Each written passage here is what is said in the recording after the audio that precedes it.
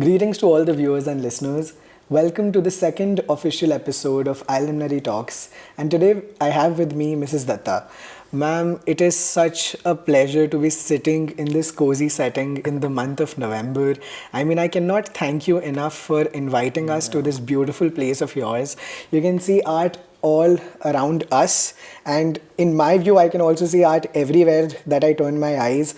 So all of it, kudos to ma'am. So before I ask you anything else, I would first like to ask you, at what age did you start, making art, and why are you so passionate about it even now? Like when you're maybe, you've spent so many years doing it, why does it still drive you, drive the passion inside you? Well, that's a difficult question to answer for the simple reason because I don't, one eats, drinks, sleeps, wakes up. So I guess it becomes second nature, and it's like something that maybe when you're a child, the colors fascinate you, or just, you pick up a pencil and you doodle and you find, oh, I can make something nice out of this. So I think I must have been in the second, third when we started, having what we call drawing classes or painting classes in school. And I used to enjoy that the most. I used to look forward to it, I remember. And I think the motivating factor was when, a teacher especially, commends you on your work and says that, oh, you're really doing it very well and you must keep doing it. So I think somewhere that sticks in your head and you feel, oh, okay, if she likes it, that means I can carry on with it. So that adds the fuel to whatever may have been, buried inside, I would say. So I don't call myself a great artist. I have a long way to go. But I think ever since that, I've always been fascinated by any medium of paint, any colors that came my way. My best gifts used to be drawing books and coloring books. And so it started like that. And when I got the opportunity, when I reached high school, I took it up as one of my mains. Luckily, our school, Mater Dei Convent, I was studying there. In senior Cambridge, they gave us an option to choose between history and art. What more could I ask for? So you could say that right from the school days, and during the school years, once the teachers got to know I painted or drew, I was always called upon, aaj ye poster bana do, aaj ye banner bana do, things. So that kept me interested in the whole process. But, and even when I finished school, I had my first exhibition, though that time it was with batik paintings because that was very much one of my subjects in school also. But soon that was where I think it just kept on. But there was a whole period of many years when I got married, had children, that I had to kind of put my hobby to rest. So it kind of rekindled about 14, 15 years back. I lost my husband about 18 years ago, and then I thought this was the best way to keep myself occupied, and this was a great chance for me to go back into painting, and I kind of started relearning. So fortunately, my school background had given me a good grounding in drawing, but now was the time for me to kind of really explore different forms of art and try to get back into it, though I started off with baby feet again. It was like literally taking a step. I was very underconfident. But then as I continued, I think that drive was there for me to keep on doing more and more, because I think this was the thing that can, keeps us busy and occupied mentally and physically for hours. So that was that actually makes a lot of sense. But I'll go back to the first part of your answer where you mentioned second or third grade you were introduced to art during your drawing classes. Honestly, I was also introduced to art that early on in my life. But if you see my art, you will still think that I'm in second grade. So the question here is, like, a lot of people are introduced to art early on in their lives. Right. But only a few people, like yourselves, are great at it. Do you think there is an external force that is guiding you towards being such a great artist, or is it a God's gift, like some people call it, or what is it that drives this crazy talent inside people? Well, firstly, thanks for saying great art, because like I told you, I still don't think I'm great enough. There's a lot to learn, but yeah, thank you. The thing is that I think I firmly believe that every child should be exposed to every form of art or sports or music or whatever, because at that age nobody knows what is really there within and what is going to come out. So it's very, very important for every child to be given that opportunity and the chance to do it. For instance, I heard you sing. My family, my paternal side, everybody in the family sings. So somewhere everybody would think that I would have those genetic, thing. But no, I can't sing a single note, though I can recognize, I can enjoy. So similarly, there are so many in my family who can't paint at all or draw. But there is a aesthetic sense in them. There is appreciation for the arts. So it's not necessary that I would be the best in what I've been. So, well, if I really now, because I'm gone into a lot of metaphysical studies and thinking about rebirth and reincarnation and blah, blah. So sometimes I feel that maybe there was something that one carries over, and that we've heard of many stories, of course, like, you're born with that and all. I don't know if I was born with it. I cannot say that. But yes, if I have a certain inclination to something, there must be some DNA that I must have carried forward. That is the only thing I can think. But at the same time, a little grooming is required, a little somebody to teach you the finer points, the nuances of doing something. So I think that really helps. But there are people who are just completely self-taught and they don't need any guidance. They just create magic the moment they pick up the brushes. So it's very difficult to say. But yes, I think it's a little bit of God-given gifts, a lot of the environment supporting it. But at the end of the day, I think it's within you. It's already there. So it's fair, I mean, but so we can say that art is your generational wealth. It's fair to say that because your family does music, right? Yeah, that's right. There's something or the other. Some talent is there. Other, yeah, right. that is true. So keeping that in mind, and you're a mother of two. Yeah. So did you promote your children into doing art, and how well did they, receive it? And how is your relationship with your kids? I would say that I didn't push anything ever, but the basic infrastructure was there. And for example, I remember seeing my son drawing something on his own, sitting when he was a small child, and I found he was very good with his sketching. So I still firmly believe that he has it within him. But like boys will be boys, he probably was more into sports, and and I think there's always a rebellious streak in every child where they don't want to do what the parent does. Sometimes it works the other way. I've seen children of artists who are so motivated that they become even better than the parents. But on the other hand, I feel there's another segment where they don't want to do what the parents are doing. So it's kind of diversified, but somewhere he finally, for example, he took up aviation engineering, which must have required some sort of diagrams and some sort of learning, which has to, have that sleight of hand and doing things better. So, kuch na kuch to help kahin na kahin raha hoga. But if I say he's not an artist per se, but when I look at the house that he has kept, there is an aesthetic sense with whatever he's done. It's you like appreciating my house, his house is even more beautiful than mine. So I guess it does carry somewhere in whichever form it may finally come forth. Similarly, my daughter is equally aesthetically this thing, but she doesn't paint. But when she did take up, say for instance, glass painting as a hobby for a while, she did very well. So nobody has pursued it, but they have a little bit of it if they want to do something, that's all. So I think genetically, thoda to rehta hi hai, whether you use it to actually paint or to just improve your surroundings with that, like you've been looking at things and you have that aesthetic sense, you have that creativity or that eye for beautiful stuff. That is what really matters. There are people who are just, they only know numbers, they only know, scientific stuff. So they will not be able to appreciate a painting even if I tell them from red or green or blue. It's because they are just not they don't have that within them. So you do carry that particular thing within. Not everybody can just, excel in something that they were not meant to, or they don't have that DNA within them. That's the thing. Makes sense. So when I hear you, I hear a proud mom.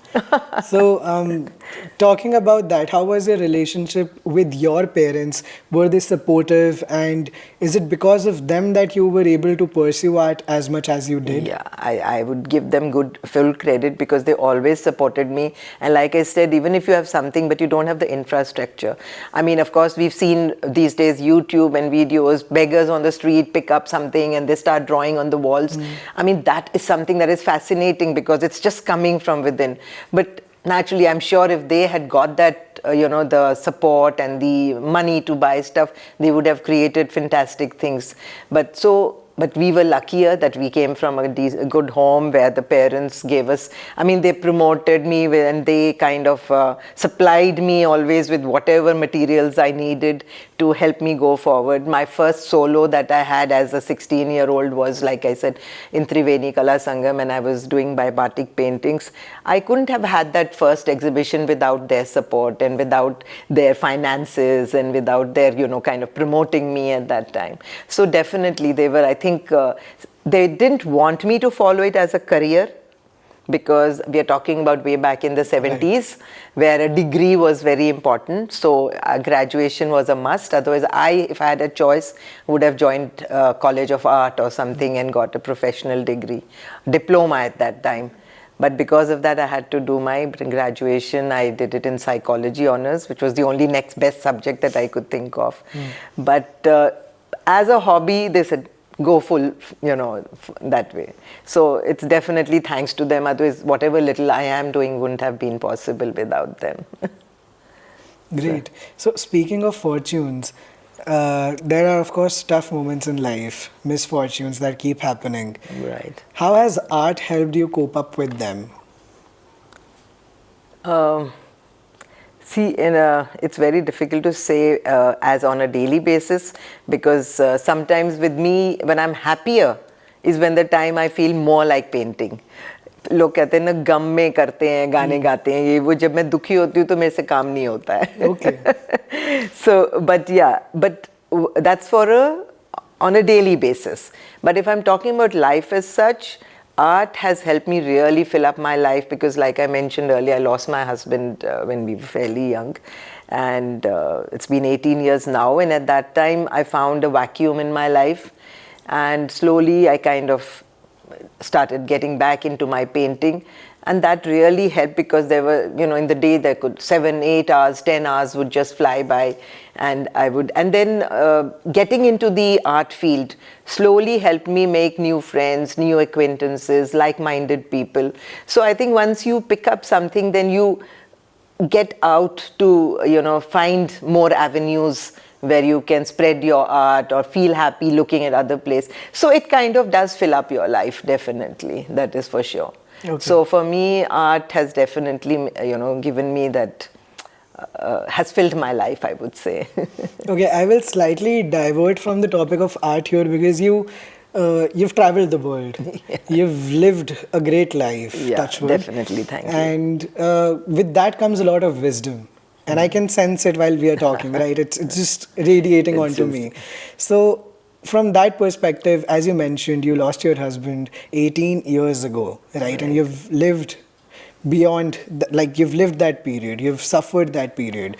So a lot of our, people in our age, the Gen Z, we have our breakups and things going on, right? And we get really upset. What would your advice be to young kids when, death is a huge thing to deal with, right? Yeah. Breakups are comparatively nothing, right? So what would your advice be to them coming from a place of wisdom?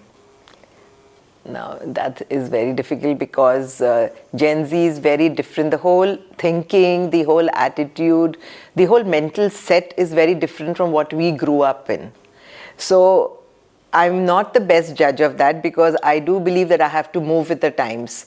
I may have a certain set of principles, a certain way of going. See, in our times, if you met a person of the other gender, you would it would become serious very soon because you were not mingling with 10 other boys or vice versa.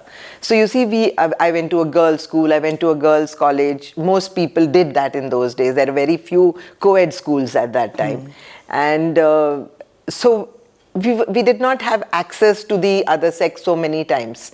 So आपको जो जरा सा attention मिलता है या when you met somebody, you automatically just kind of, I think you just clicked at most of the time. And then and those days, marriage meant it's for life. And you either grew on each other, or even if you didn't grow on each other, there are marriages which have just sustained because you're married. You're married. That's it. So in a way, there are pros and cons, because it's not nice to live with somebody whom you don't want to live, and you're going two ways, but you're living under the same roof. So that way, I think in today's generation, it's better to decide before you get married. Meet 10 people if you want to, but once you get into marriage, make it serious. So there is no, I mean, I'm totally for it that you want to meet 10 people, decide who's the best person. If you don't run into it, don't jump into it, but take it easy, understand each other before you really go, because eventually once you tie the knot, I still believe marriage is sacrosanct. So if you believe in that, you must make it happen and make it happen well. Okay, so you mentioned about your interest in metaphysical things, right? You've researched upon that, you've read about it. So why is it, do you think, that the spiritual aspects of life matter so much to artistic people? Because I've seen a lot of movies. For instance, there's this movie, it's one of my favorites, I'm not sure if you've watched it. It's Rockstar, it stars Ranbir Kapoor. And in that movie, there's been shown a connection between music and spirituality. There's a song Kun Faya Kun in that movie, and it's a beautiful movie, and every time I watch it, I feel a connection with whatever is happening in it. So why do you think that artists turn to spiritual things? Like, what's the reason behind it, according to you? I think in the movies, what they're saying, what we're talking about spirituality, is that a good artist eventually, or would I say a passionate artist, somehow connects to the divine. Only when they connect to the divine is when that entire creativity emerges. So, like, I also feel, for instance, I mentioned that I am also into Buddhism now. And somewhere that philosophy has made me understand that at the end of the day, we are all Buddhas. Now, Buddha is not God. A Buddha is a person who has wisdom, courage, compassion for people, and they have they have respect for life. So now when I've connected to Buddhism, it has made me, I was underconfident. But once I came into this, I gained that confidence to let my art flow. Otherwise, it was restrictive. Now, so when a passionate singer, for instance, the rock star, when he lets go of all those bindings and all those bondings with everything and just connects with one, is when probably he allows himself to flow. So that kind of spirituality is not which everyone attains. A really passionate person who then forgets. That's why a person who is really at the top is not social. He's not really geared to be, your how's the weather kind of person. And they don't care about who's listening, who's talking, what they're doing. They're in their own universe. And that's only because they have connected just with that one source, which is giving them that power and that creativity and that passion ko fuel, literally. So I think spirituality is something that when you can attain. Now, spiritual is not a loose term. I will not say I have a tendency towards spirituality. I want to understand more of it, but that does not mean that I have attained that kind of level. But yes, the day we become really in complete faith and one with that upper source or the divine source is probably when you really come into your own.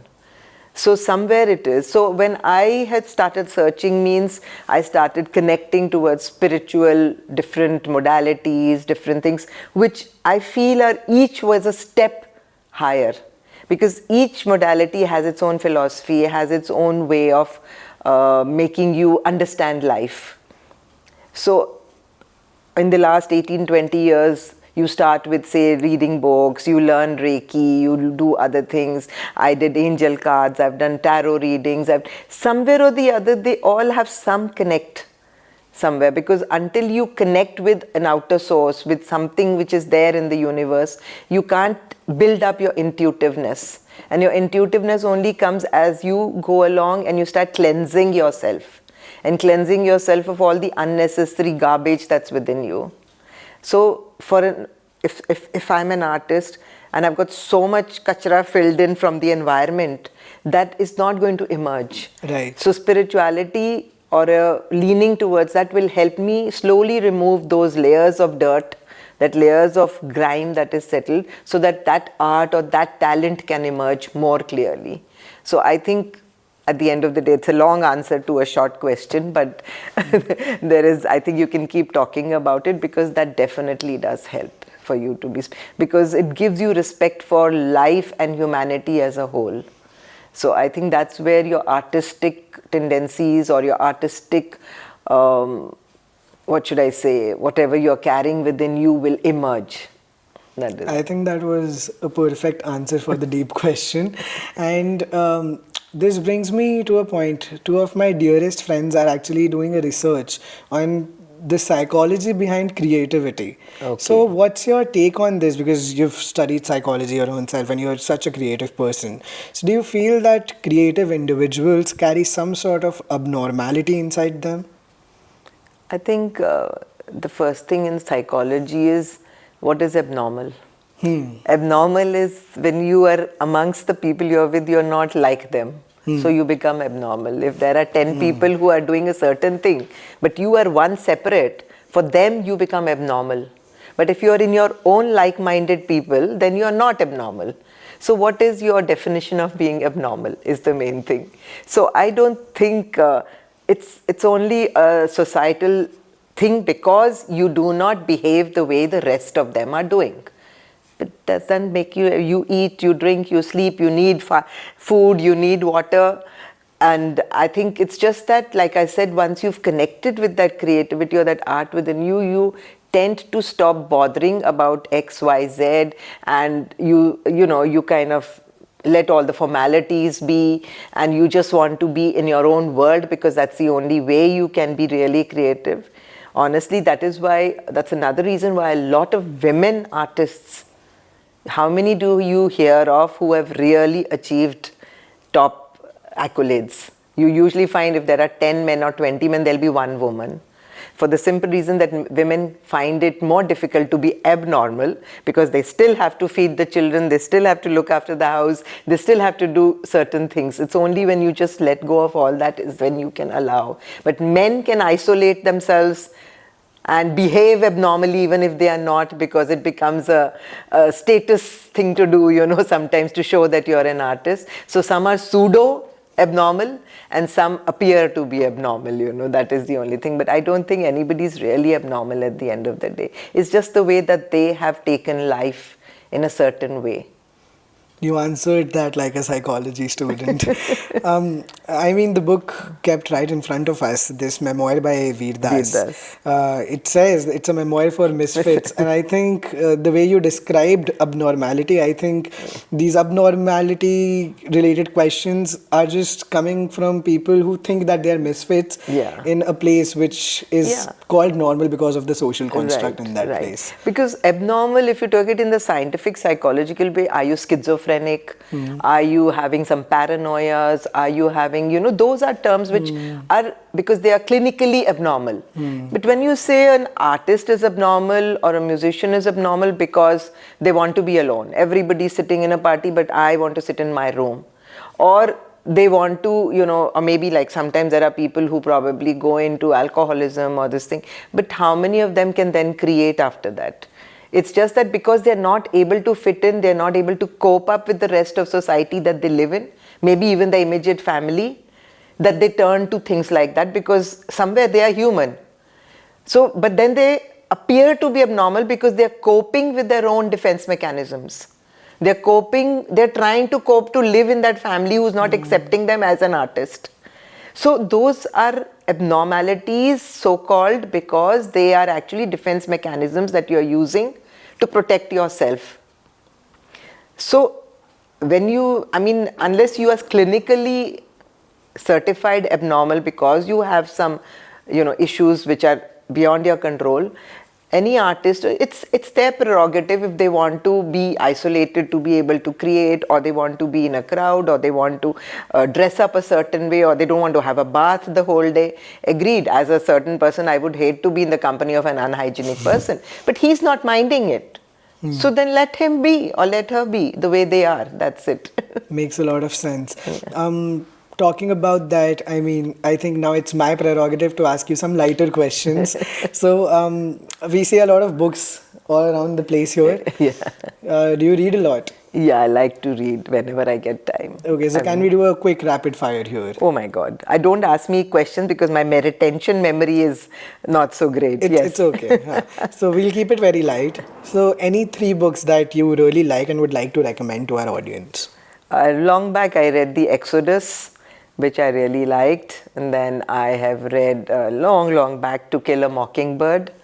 So these are some books that made an impression on me. Like To Kill a Mockingbird was something I read in school, but it stayed with me. So we read so many books, but some books just kind of, touch you or they stay with you. So it's just that maybe they don't appeal to everybody. But I think that and Exodus, and on the lighter side, I loved reading Harry Potter. I think you're speaking for most of the Gen Zs and convent students especially, because I come from an all-boys school from Lucknow, Lamatnur. Right. So, wow. Yeah. So I totally relate to that. My school looked like Hogwarts. I was like, yeah, I'm reading it. No, but I read Harry Potter when I was in my 50s. So my point is that I love the excitement and the thrillers and everything, light reading also. So, but the 2 books, since you asked me, that made an impression when I read them and they kind of stayed with me for a while was these 2. But yes, now I actually enjoy reading light stuff. I love thrillers. I love something with a bit of suspense where, whodunits. So those type of books are more, because I don't get too much time to read now. And as I'm getting older, it gets a little stressful to be, because half the day if I'm painting, then the eyes get tired and stuff. So my speed has gone down. But yeah, I do love to read whenever I can. Okay. And talking about your field, who is your favorite artist, or like who has inspired you the most in your entire life? No, actually, I'm a self-taught artist. Initially, when I started, I didn't know much about who. I'd only seen the Renaissance paintings and they impressed, I used to wonder how do they make it so lifelike and, the colors they use. So I used to look at them and admire them, but they seemed like something that I could never achieve in my life, but they were only for me to admire. So somewhere my attraction towards realistic art came from there, from watching those artists then. But now as life has grown further, I've realized that realism is not the most appreciated art these days. It's more into abstracts, which unfortunately my mind is still not working towards that. So I still prefer realistic art. But another favorite of mine, which is very cliched maybe, is Monet. I love the way he's done the colors that he's used, the layers that he puts in. It's got that abstract and realistic mix of his work, So I think, so I will not say I've been inspired by them because my work is nowhere near them or like them, but I love to watch their work and love to see and try to understand or get, I just feel happy when I look at it. It's just that way. So what I understand from your preferences is you like your art as you like yourself, balanced. So this brings me to the last question. Earlier you mentioned when we came here that you've been to just this year you've been to Italy, Turkey, Malaysia, London, everywhere, right? Yeah. And your entire life you've traveled so much. True. For a moment, let's imagine hypothetically that you are at a stage and the audience is the entire world, like every place that you've ever been to, every person that you have ever interacted or not interacted with. Right. And you have 1 minute to say something, or you have one message to give. What would that one message be? Wow. You should have told me this before. I would have thought about something nice. No, but yeah, I think if anyone has the chance, one must travel, must see as much of the world as one can, because it really opens up your horizons. Your thinking expands. You learn to embrace people from other cultures and the biggest thing that you realize is that we are all the same at the base of it. So, I mean, whichever country you go to, wherever you travel, where the culture could be different, the way they dress could be different, the way they eat food, but the minds are all the same. We are all human beings at the end of it. And that is something a lot of us need to understand, because we have this tendency to look down upon people, or, you know, feel that, oh, that so-and-so from that city or that country or that state is just not good. I mean, they're not like us, abnormal. So it's not like us, or they are like, you know, you tend to give judge them or to give labels to them. But I think after traveling most of the world, I've realized that at the base of it, everybody is a wonderful human being. It's just that we need to understand and reach out to everyone. And that can only happen when one has the opportunity to see the world, and which I've been fortunate enough to do, which I've traveled. Of course, I have a lot on my bucket list. If age and body allow me, then I have a lot of other countries that I would love to visit. But yes, I've been very fortunate. That has been my childhood dream, to be able to travel the world. And so far, I haven't really counted, but I think I've been to about 50 countries plus already. So. Wow. But yeah, I think everybody, if anybody gets a chance, you should be open to it. But at the end of the day, I would always come back to India. Why is that? I still find what we have here, no other country has. Whether it's bonding with each other, whether it is the basic, the kind of culture that we have, the kind of history that we have, the kind of mythology that we all enjoy, I don't see it in any other country that I've been to. So, and on a very practical level, you have doctors, which are the best here. You have servants and maids in the house to help you. You have everything. Agreed, pollution is a big minus these days.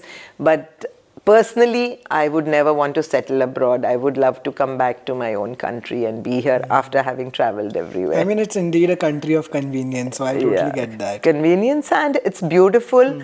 It's just, unfortunately, if people could have better civic senses when I've seen the same people living here, and they are like messy, or they'll throw things on the road, and the moment they step into another country, they're all very conscious, and they'll do. Why can't you do it in your own home? That is something that I've really found very, very sad. But yeah, I think when everybody's here and I have an audience, I would love to tell them, go out, reach out, see the world, but come back and make your own country a better place to live in. I think that's a very kind, practical and sustainable message that you shared with the world, if the world is listening right now.